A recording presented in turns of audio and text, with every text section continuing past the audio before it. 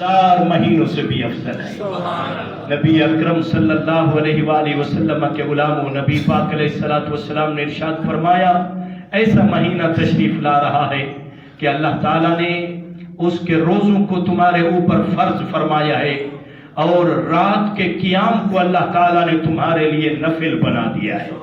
یعنی دن کا روزہ رکھنا تم پر فرض ہے، اور رات کو نماز تراویح کے لیے قیام کرنا یہ تمہارے لیے سنت ہے، نفل ہے۔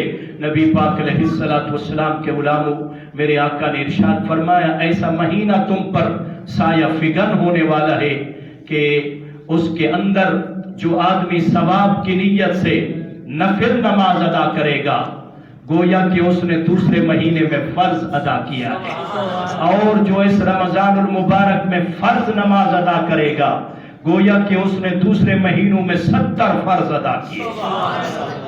تو میرے بھائیوں، یہ رمضان المبارک کی فضیلت نبی کریم علیہ السلام نے بیان فرمائی کہ رمضان المبارک کے مہینے میں نفل بھی ادا کرو تو فرض کے برابر ثواب ملتا ہے، فرض ادا کرو تو اللہ 70 فرضوں کا ثواب عطا فرماتا ہے۔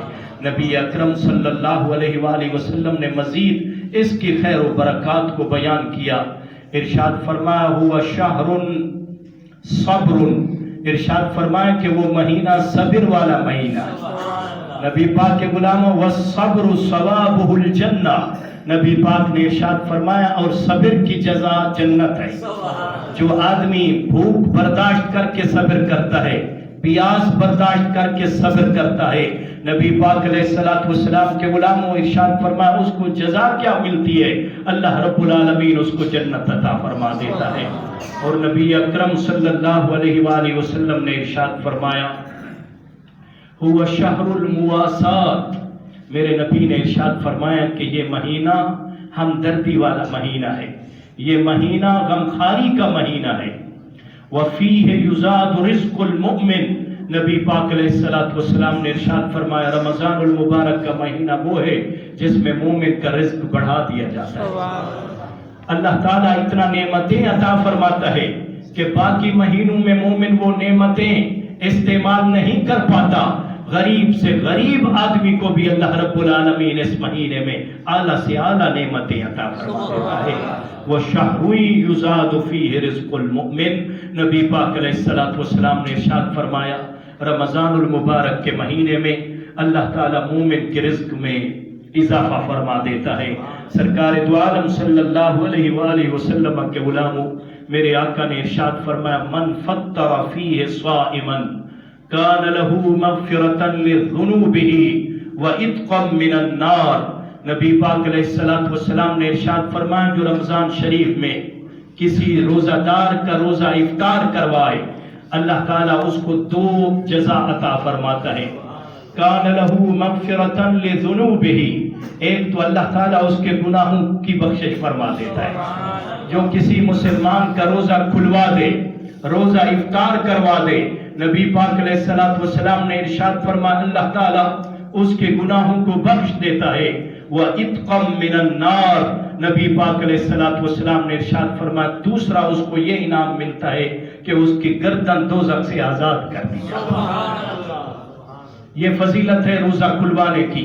اور نبی کریم علیہ السلام نے ارشاد فرمایا اس کو جس نے روزہ کھلوایا پورا روزے کا ثواب عطا کیا جائے گا، اور روزہ دار کے روزے کے ثواب میں بھی کمی نہیں لائی جائے گی۔ یہ نہیں ہوگا کہ جس نے روزہ کھلوایا اس کو روزے کا ثواب مل جائے، اس رکھنے والے کو ثواب نہ ملے۔ ارشاد فرمایا جس نے روزہ رکھا اس کے ثواب میں بھی کوئی کمی نہیں آئے گی، اور جس نے روزہ کھلوا دیا اللہ تعالیٰ اس کو بھی ایک روزے کا ثواب عطا فرما دے گا۔ نبی اکرم صلی اللہ علیہ وآلہ وسلم کے غلاموں، یہاں پر ایک خوبصورت نکتہ بیان کیا۔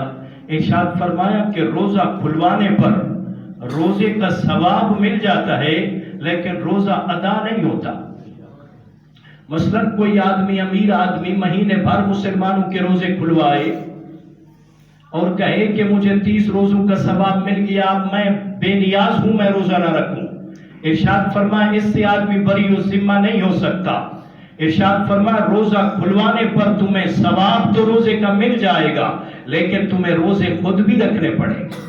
روزے تم پر فرض ہیں، خود بھی رکھو، اور ساتھ ساتھ یہ نیکی بھی کرو کہ تم روزہ کھلواتے رہو گے تو اللہ تعالیٰ تمہیں ہر روزے کا سب اجر و ثواب بھی عطا فرماتا رہے گا۔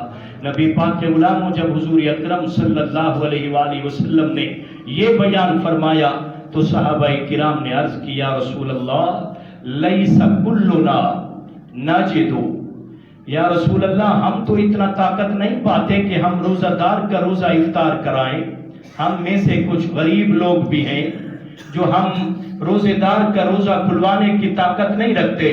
علماء نے لکھا صحابہ کرام یہ سمجھ رہے تھے کہ شاید مکمل افطار یعنی پیٹ بھر کر کھانا کھلایا جائے پھر یہ فضیلت حاصل ہو سکتی ہے کہ روزے دار کو روزہ کھلوانے پر بھی اللہ روزے کا ثواب عطا کرتا ہے۔ تو انہوں نے عرض کی آقا ہم میں سے تو بعض ایسے ہیں جو روزہ دار کو روزہ کھلوانے کی طاقت نہیں رکھتے۔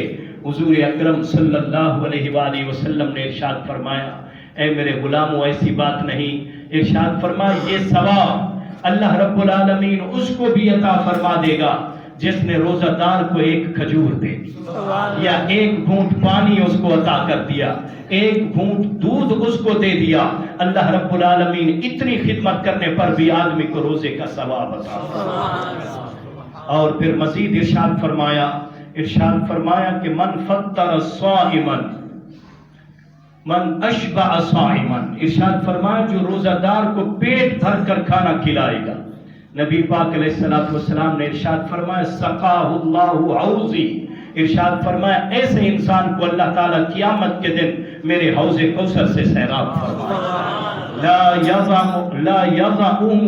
ارشاد فرمایا لا یظمأ الا دخل الجنہ، ارشاد فرمایا کہ جس کو اللہ تعالیٰ میرے حوض کوثر سے سیراب کر دے گا پھر وہ جنت میں داخل ہونے تک پیاسا نہیں رہے گا۔ نبی اکرم صلی اللہ علیہ وآلہ وسلم کے غلاموں، تو اس میں روزہ رکھنے کے فضائل بھی